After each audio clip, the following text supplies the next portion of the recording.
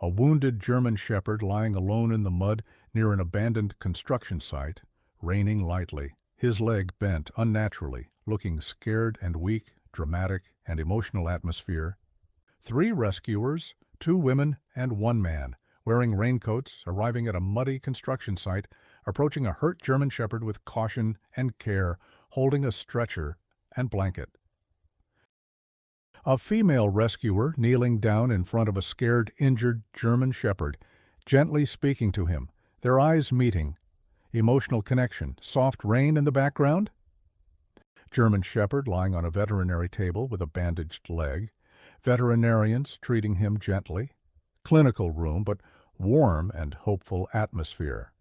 The same German shepherd, healthier now, walking slowly through a grassy area outside a rescue center, tail up, with rescuers cheering in the background, sunlight breaking through clouds.